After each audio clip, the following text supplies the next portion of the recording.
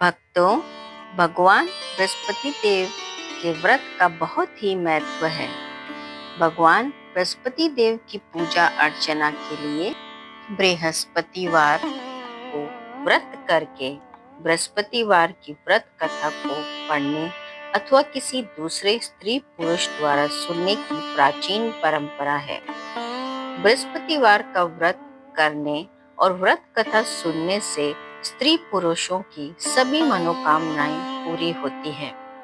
इस व्रत से धन संपत्ति की प्राप्ति होती है, निसंतानों को पुत्र प्राप्ति होती है, परिवार में सुख शांति बनी रहती है, सभी आनंद पूर्वक रहते हैं। आइए भक्तों, अब हम व्रत करने की विधि जान लेते हैं।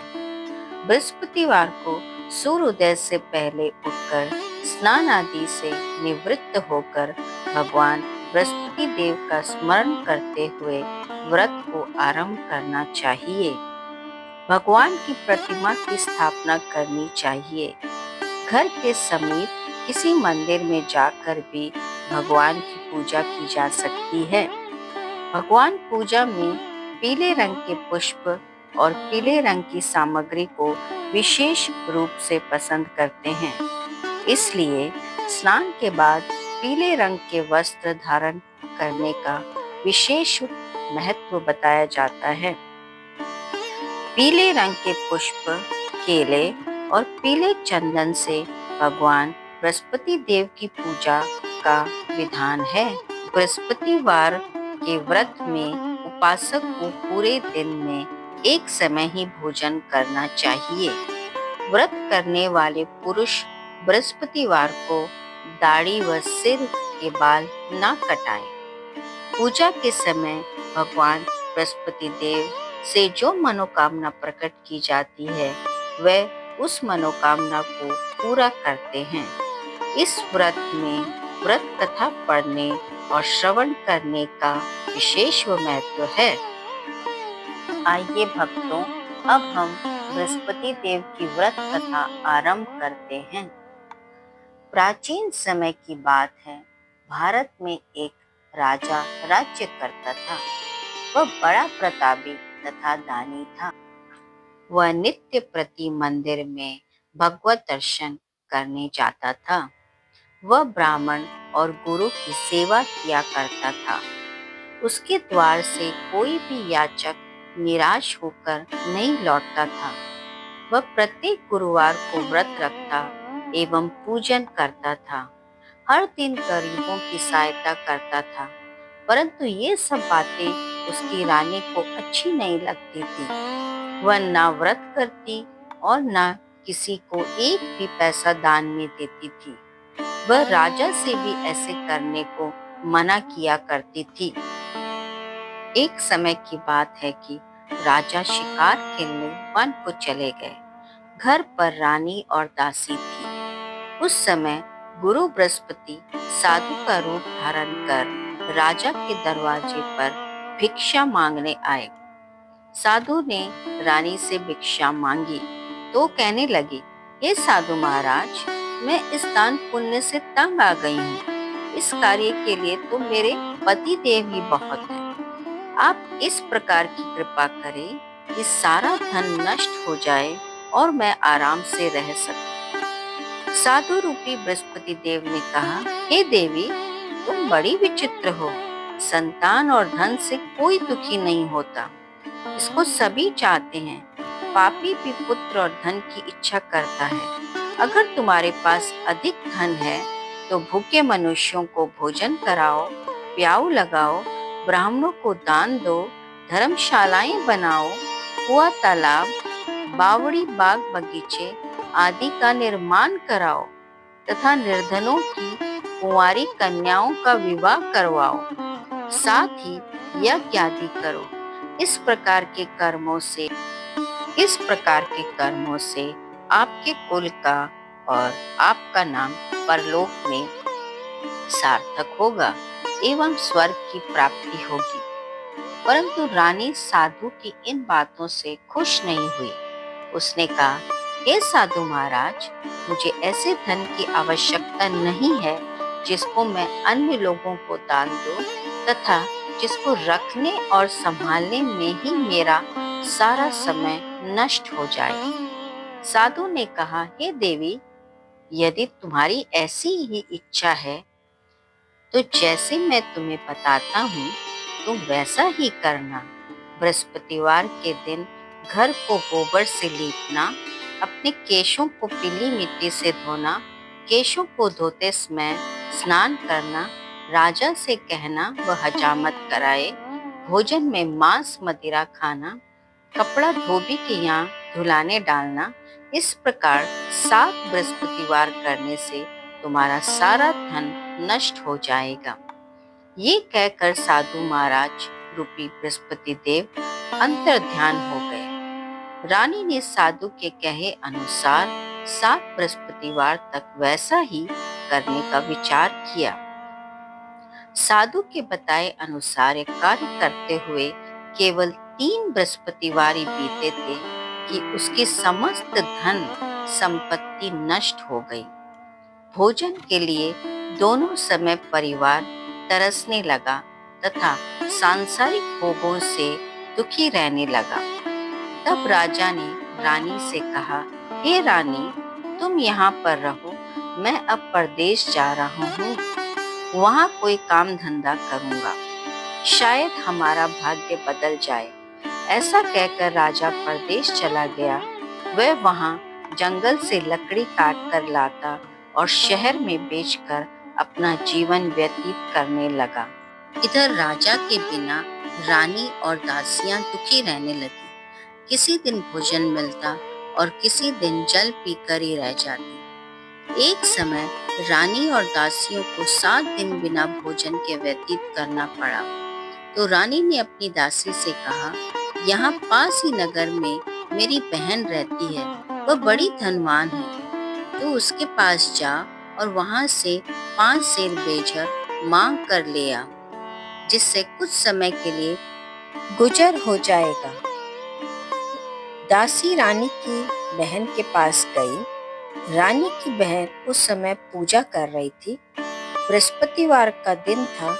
दासी ने रानी की बहन से कहा, हे रानी, मुझे आपकी बहन ने भेजा है, मुझे 5 सेर बेजर दे दो। दासी ने ये बात अनेक बार कही, परंतु रानी की बहन ने कोई उत्तर नहीं दिया, क्योंकि वह उस समय बृहस्पतिवार की कथा सुन रही थी। जब दासी को रानी की बहन से कोई उत्तर नहीं मिला तो वो बहुत दुखी हुई। उसे क्रोध भी आया। वह लौट कर रानी से बोली, हे रानी, आपकी बहन बहुत ही धनी स्त्री है, वह छोटे लोगों से बात भी नहीं करती। मैंने उससे कहा तो उसने कोई उत्तर नहीं दिया। मैं वापस चली आई। रानी बोली, हे दासी, इसमें उसका कोई दोष नहीं है। जब बुरे दिन आते हैं तब कोई सहारा नहीं देता। अच्छे बुरे का पता विपत्ति में ही लगता है। जो ईश्वर की इच्छा होगी वही होगा। यह सब हमारे भाग्य का दोष है। इधर रानी की बहन ने सोचा कि मेरी बहन की दासी आई थी, परंतु मैं उससे नहीं बोली, इससे वह बहुत दुखी हुई होगी। अतः कथा सुन और विष्णु भगवान का पूजन समाप्त कर वह अपनी बहन के घर आई और कहने लगी, हे बहन, मैं बृहस्पतिवार का व्रत कर रही थी। तुम्हारी दासी हमारे घर आई थी, परंतु जब कथा होती है तब तक हम लोग ना उठते हैं और ना बोलते हैं, इसीलिए मैं नहीं बोली। कहो दासी, क्यों गई थी? रानी बोली, बहन, हमारे घर अनाज नहीं था। वैसे तुमसे कोई बात छिपी नहीं है, इस कारण मैंने दासी को तुम्हारे पास 5 सेर बेजर लेने के लिए भेजा था। रानी की बहन बोली, बहन, बृहस्पति भगवान सबकी मनोकामना पूर्ण करते हैं। देखो, शायद तुम्हारे घर में अनाज रखा हो। यह सुनकर दासी घर के अंदर गई तो वहां उसे एक घड़ा बेजर का भरा मिला। उसे बड़ी हैरानी हुई, क्योंकि उसने एक एक बर्तन देख लिया था। उसने बाहर आकर रानी को बताया। दासी अपनी रानी को कहने लगी, हे रानी, देखो, वैसे हमको जब अन्न नहीं मिलता तो हम रोज व्रत ही तो करते हैं। अगर इनसे व्रत की विधि और कथा पूछ ली जाए तो उसे हम भी किया करेंगे। दासी के कहने पर रानी ने अपनी बहन से बृहस्पतिवार व्रत के बारे में पूछा। उसकी बहन ने बताया, हे रानी बहन, बृहस्पतिवार को सूर्य उदय से पूर्व उठकर स्नान करके बृहस्पतिवार का व्रत करना चाहिए, लेकिन उस दिन सिर नहीं धोना चाहिए। बृहस्पतिवार के व्रत में चने की दाल और मुनक्कर से विष्णु भगवान का केले के वृक्ष की जड़ में पूजन करें तथा दीपक जलावें। उस दिन एक ही समय भोजन करें। भोजन पीले खाद्य पदार्थ का करें तथा कथा सुने। इस प्रकार करने से गुरु भगवान प्रसन्न होते हैं, अन्न पुत्र धन देते हैं, मनोकामना पूर्ण करते हैं। व्रत और पूजन की विधि बताकर रानी की बहन अपने घर लौट गई। रानी और दासी दोनों ने निश्चय किया कि बृहस्पति देव भगवान का पूजन जरूर करेंगे। 7 दिन बाद जब बृहस्पतिवार आया तो उन्होंने व्रत रखा। घुड़साल में जाकर चना और गुड़ बिन लाई तथा उसकी दाल से केले की जड़ तथा भगवान का पूजन किया। अब भोजन पीला कहाँ से आए? दोनों बड़ी दुखी हुई, परंतु उन्होंने व्रत किया, इस कारण बृहस्पति देव भगवान प्रसन्न थे। एक साधारण व्यक्ति के रूप में 2 थालों में सुंदर पीला भोजन लेकर आए और दासी को देकर बोले, हे दासी, ये भोजन तुम्हारे और रानी के लिए है, तुम दोनों करना। दासी भोजन पाकर बड़ी प्रसन्न हुई और रानी से बोली, रानी जी, भोजन कर लो। रानी को भोजन के आने के बारे में कुछ पता नहीं था, इसलिए वह दासी से बोली, जा तू ही भोजन कर, क्यों तू मेरी व्यर्थ में हंसी उड़ाती है? दासी बोली, एक व्यक्ति भोजन दे गया है। रानी कहने लगी, वो भोजन तेरे लिए ही दे गया है, तू ही कर। दासी ने कहा, वह व्यक्ति हम दोनों के लिए 2 थालों में भोजन दे गया है, इसीलिए मैं और आप दोनों ही साथ साथ भोजन करेंगे। दोनों ने गुरु भगवान को नमस्कार कर भोजन प्रारंभ किया। उसके बाद से वह प्रत्येक बृहस्पतिवार को गुरु भगवान का व्रत और पूजन करने लगी। बृहस्पति भगवान की कृपा से उसके पास धन हो गया, परंतु रानी फिर से पहले की तरह आलस्य करने लगी।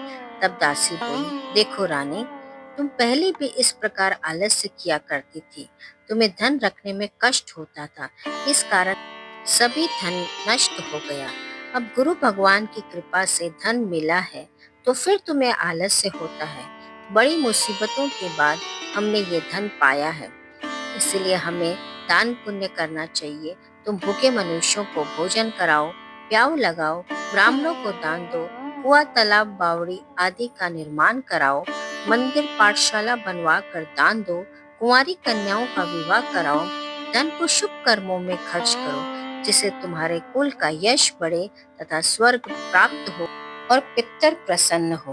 दासी की बात मानकर रानी ने इसी प्रकार के कर्म करने प्रारंभ किए, जिससे उनका काफी यश फैलने लगा। एक दिन रानी और दासी आपस में विचार करने लगी कि न जाने राजा किस दशा में होंगे। उनकी कोई खोज खबर भी नहीं है। गुरु भगवान से उन्होंने प्रार्थना की और भगवान ने रात्रि में राजा को स्वप्न में कहा, हे राजा, उठ, तेरी रानी तुझको याद करती है, आप अपने देश को लौट जा। राजा प्रातःकाल उठकर जंगल से लकड़ियां काटकर लाने के लिए जंगल की ओर चल पड़ा। जंगल से गुजरते हुए वह सोचने लगा, रानी की गलती से उसे कितने दुख भोगने पड़े। राजपाट छोड़कर उसे जंगल में आकर रहना पड़ा। जंगल से लकड़ियां काटकर उन्हें बेचकर गुजारा करना पड़ा। उसी समय उस जंगल में बृहस्पति देव एक साधु का रूप धारण करके आए और बोले, हे लकड़ारे, तुम इस सुनसान जंगल में किस चिंता में बैठे हो, मुझे बतलाओ। यह सुन राजा के नेत्र में जल भर आया और साधु की वंदना कर बोले, हे प्रभु, आप सब कुछ जानने वाले हैं। इतना कहकर राजा ने साधु को अपनी संपूर्ण कहानी सुना दी। महात्मा दयालु होते हैं। वह राजा से बोले, हे राजा, तुम्हारी पत्नी ने बृहस्पति देव के प्रति अपराध किया था जिसके कारण तुम्हारी ये दशा हुई।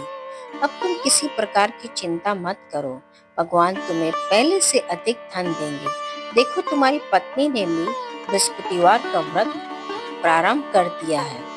अब तुम भी बृहस्पतिवार का व्रत करके चने की दाल व गुड़ जल के लोटे में डालकर केले का पूजन करो। फिर कथा कहो या सुनो, भगवान तुम्हारी सब मनोकामनाओं को पूर्ण करेंगे। साधु को प्रसन्न देखकर राजा बोले, हे प्रभु, मुझे लकड़ी बेचकर इतना पैसा कहाँ मिलता है जिससे भोजन के उपरांत कुछ बचा सकूं? मैंने रात्रि में अपनी रानी को व्याकुल देखा था। मेरे पास कोई साधन नहीं है जिससे समाचार जान सकूं। फिर मैं बृहस्पति देव की क्या कहानी कहूँ, मुझे कुछ भी नहीं मालूम। साधु ने कहा, हे राजा, तुम किसी बात की चिंता मत करो। बृहस्पतिवार के दिन तुम रोजाना की तरह लकड़ियां लेकर शहर में जाओ।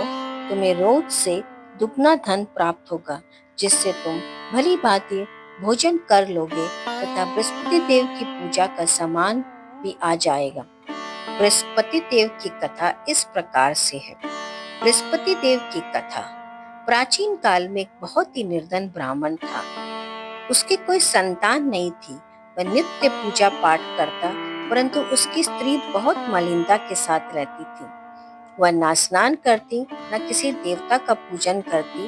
प्रातः काल उठते ही सर्वप्रथम भोजन करती, बाद में कोई अन्य कार्य करती। ब्राह्मण देवता बहुत दुखी रहते थे। पत्नी को बहुत समझाते, किंतु उसका कोई परिणाम न निकलता।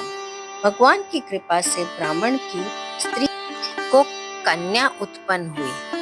वह कन्या अपने पिता के घर में बड़ी होने लगी। वह बालिका प्रातः स्नान करके भगवान विष्णु का जप करती। वह बचपन से ही बृहस्पतिवार का व्रत भी करने लगे। पूजा पाठ समाप्त कर स्कूल जाते समय अपनी मुट्ठी में जौ भर कर ले जाती और पाठशाला जाने के मार्ग में डालती जाती। वही जौ स्वर्ण के हो जाते तो लौटते समय उनको बिन कर घर ले आती। एक दिन वह बालिका सूप में उन सोने के जौ को फटक कर साफ कर रही थी। तभी उसकी माँ ने देख लिया और कहा, हे बेटी, सोने की जौ को फटकने के लिए सोने का सूप होना चाहिए। दूसरे दिन गुरुवार था। इसी कन्या ने व्रत रखा और बृहस्पति देव से प्रार्थना करके कहा, हे प्रभु, यदि मैंने सच्चे मन से आपकी पूजा करी हो तो मुझे सोने का सूप दे दो। बृहस्पति देव ने उसकी प्रार्थना स्वीकार कर ली। रोजाना की तरह वह कन्या जौ फैलाते हुए स्कूल चली गई। स्कूल से लौटकर जब वह जौ बीन रही थी तो बृहस्पति देव की कृपा से उसे सोने का सूप मिला। उसे वह घर ले आई और उससे जौ साफ करने लगी, परंतु उसकी माँ का वही ढंग रहा। एक दिन की बात है, वह कन्या सोने की सूप में जौ फटक कर साफ कर रही थी। उसी समय उस नगर का राजकुमार वहां से होकर निकला। इस कन्या के रूप और सोने के सूप में जौ साफ करते देखकर वह उस कन्या पर मोहित हो गया। राजमहल आकर वह भोजन तथा जल त्याग कर उदास होकर लेट गया।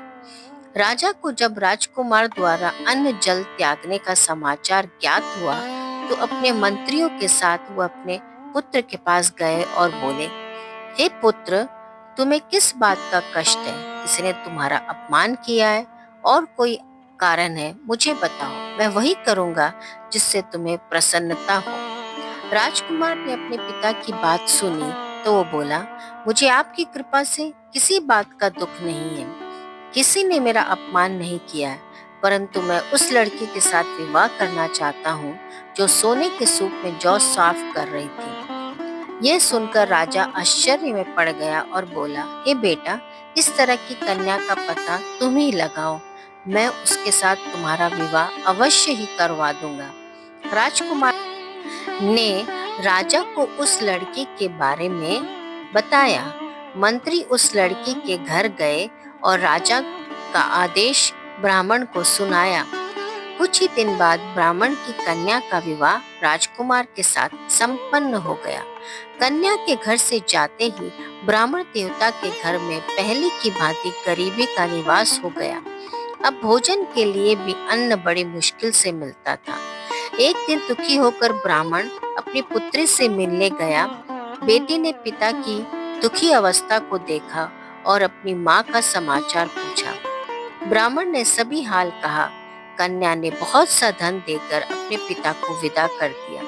इस तरह ब्राह्मण का कुछ समय सुखपूर्वक व्यतीत हो गया, लेकिन कुछ दिन बाद फिर वही हाल हो गया। ब्राह्मण फिर अपनी कन्या के यहाँ गया और सभी हाल कहा तो पुत्री बोली, हे पिताजी, आप माताजी को यहाँ लिवा लाओ। मैं उन्हें वह विधि बता दूंगी जिससे गरीबी दूर हो जाए। ब्राह्मण देवता अपनी स्त्री को साथ लेकर अपनी पुत्री के पास राजमहल पहुंचे तो पुत्री अपनी माँ को समझाने लगी, हे माँ, तुम प्रातःकाल उठकर प्रथम स्नान आदि करके विष्णु भगवान का पूजन करो, तब सब दरिद्रता दूर हो जाएगी। परंतु उसकी माँ ने उसकी एक बात नहीं मानी। वह प्रातःकाल उठकर अपनी पुत्री का बचा जूठन खा लेती थी। एक दिन उसकी पुत्री को बहुत गुस्सा आया।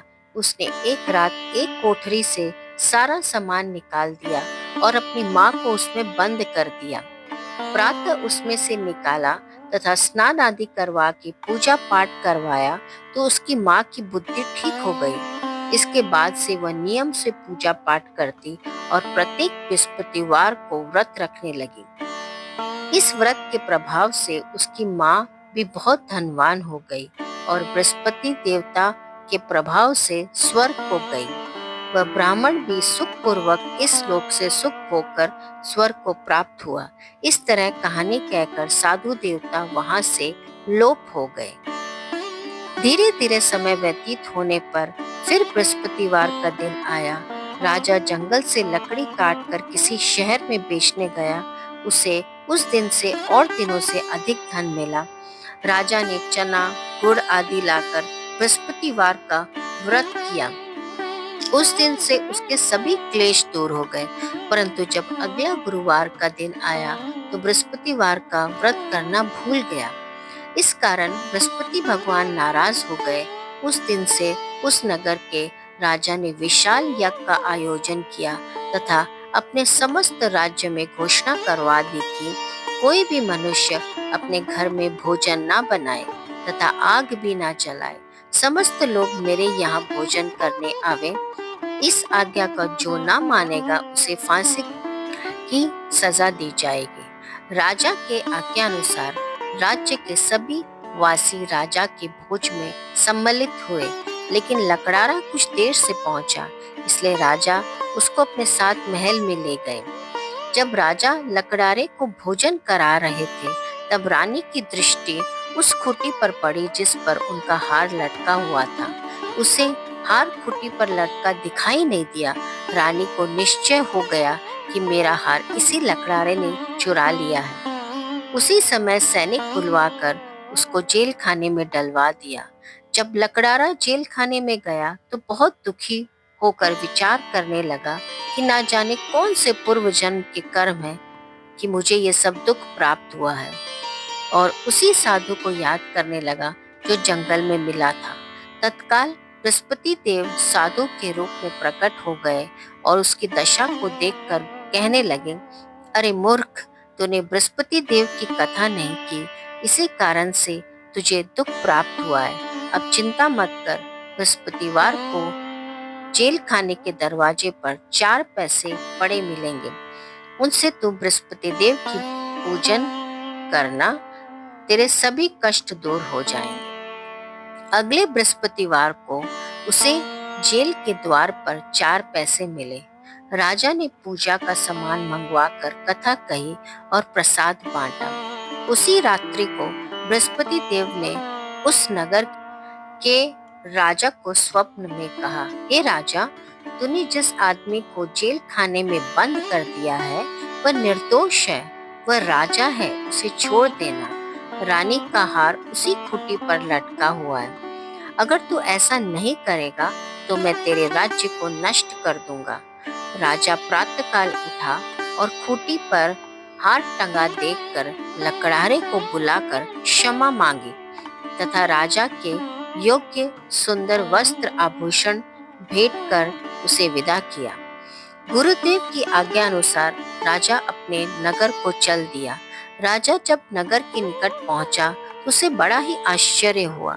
नगर में पहले से अधिक बाग, तालाब और कुएं तथा बहुत सी धर्मशालाएं, मंदिर आदि बने हुए थे।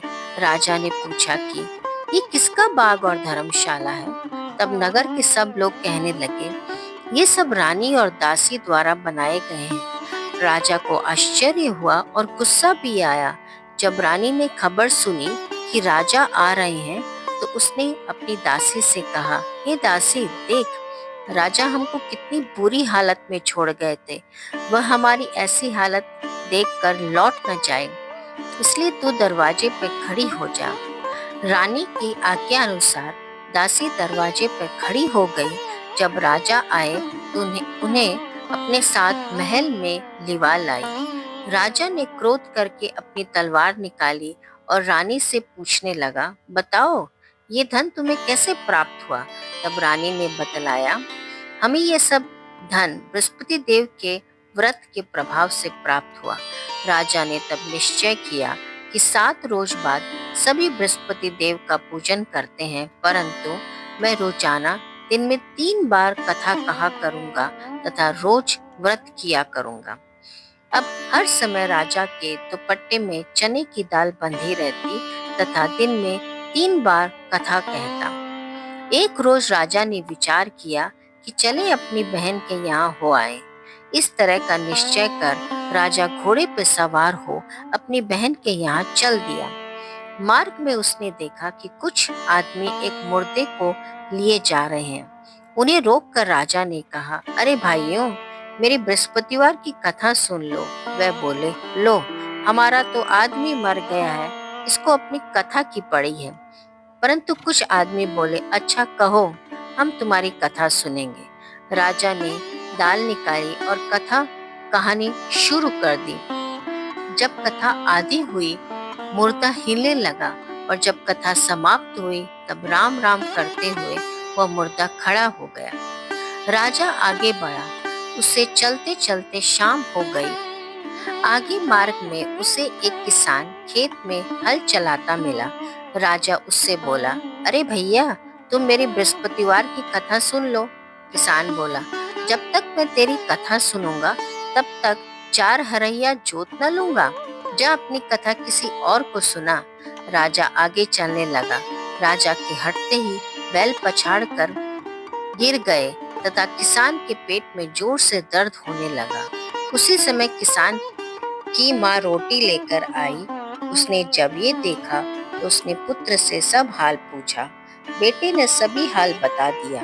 बुढ़िया दौड़ी दौड़ी उस घुड़सवार के पास गई और उससे बोली, मैं तेरी कथा सुनूंगी, तू अपनी कथा मेरे खेत पर ही चलकर कहना। राजा ने लौटकर बुढ़िया के खेत पर जाकर कथा कही, जिसके सुनते ही बैल खड़े हो गए तथा किसान के पेट का दर्द भी बंद हो गया। राजा अपनी बहन के घर पहुंच गया। बहन ने भाई की खूब मेहमानी की। दूसरे रोज प्रातःकाल राजा जागा तो वह देखने लगा कि सब लोग भोजन कर रहे हैं। राजा ने अपनी बहन से पूछा कि ऐसा कोई मनुष्य नहीं जिसने भोजन नहीं किया हो, तो मेरी बृहस्पतिवार की कथा सुन ले। तो बहन बोली, हे भैया, ये देश ऐसा ही है। पहले यहाँ पर लोग भोजन करते हैं, बाद में अन्य कार्य करते हैं।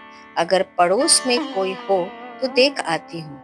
ऐसा कहकर बहन देखने चली, परंतु उसे कोई भी ऐसा व्यक्ति नहीं मिला जिसने भोजन ना किया हो। वह एक कुम्हार के घर गई जिसका लड़का बीमार था। उसे मालूम हुआ कि उसके यहाँ 3 दिन से किसी ने भोजन नहीं किया है। रानी ने अपने भाई की कथा सुनने के लिए कुम्हार से कहा। वह तैयार हो गया। राजा ने जाकर बृहस्पतिवार की कथा कही, जिसको सुनकर उसका लड़का ठीक हो गया। अब तो राजा की प्रशंसा होने लगी। एक दिन राजा ने अपनी बहन से कहा, हे बहन, मैं अपने घर जाऊंगा, तुम भी तैयार हो जाओ। राजा की बहन ने अपनी सास से अपने भाई के साथ जाने की आज्ञा मांगी। सास बोली, चली जा, परंतु अपने लड़कों को मत ले जाना, क्योंकि तेरे भाई को कोई संतान नहीं होती है। बहन ने अपने भाई से कहा, हे भैया, मैं तो चलूंगी, परंतु कोई बालक नहीं जाएगा। राजा ने कहा, जब कोई बालक नहीं चलेगा, तब तुम जाकर क्या करोगी? दुखी मन से राजा अपने घर को लौट आया। राजा ने अपनी रानी से कहा, हमने संतान है, इसलिए कोई हमारे घर आना पसंद नहीं करता। इतना कहकर वह बिना भोजन आदि किए शैया पर लेट गया। रानी बोली, हे प्रभु, बृहस्पति देव ने हमें सब कुछ दिया है, वह हमें संतान भी अवश्य देंगे। उसी रात बृहस्पति देव ने राजा को स्वप्न में कहा, हे राजा, उठ, सभी सोच त्याग दे, तेरी रानी गर्भवती है। राजा को ये जानकर बड़ी प्रसन्नता हुई। 9वें महीने रानी के गर्भ से एक सुंदर पुत्र पैदा हुआ। जब राजा की बहन ने ये शुभ समाचार सुना तो बहुत खुश हुई तथा बधाई लेकर अपने भाई के यहाँ आई। तभी रानी ने कहा, घोड़ा चढ़कर आई हो कि गधा चढ़कर? राजा की बहन बोली, भाई, मैं इस प्रकार न कहती तो तुम्हें औलाद कैसे मिलती? बृहस्पति देव ऐसे ही हैं, जिसके मन में जो कामनाएं रहती है सभी पूर्ण करते हैं। जो सद्भावना पूर्वक बृहस्पतिवार का व्रत करता है एवं पढ़ता है अथवा सुनाता है और दूसरों को सुनता है, बृहस्पति देव उनकी सभी मनोकामना पूर्ण करते हैं। बृहस्पति देव उनकी सदैव रक्षा करते हैं। जो संसार में सद्भावना व सच्चे हृदय से बृहस्पति देव का पूजन करते हैं, उनकी सभी मनोकामनाएं उसी प्रकार पूर्ण होती है जैसे रानी और राजा ने बृहस्पति देव की कथा का गुणगान किया। उनकी सभी इच्छाएं बृहस्पति देव ने पूर्ण की थी। मनुष्य को हृदय से उनका मनन करते हुए जय जयकार करना चाहिए। बृहस्पति देव की जय हो। भक्तों, ये थी बृहस्पतिवार की व्रत कथा।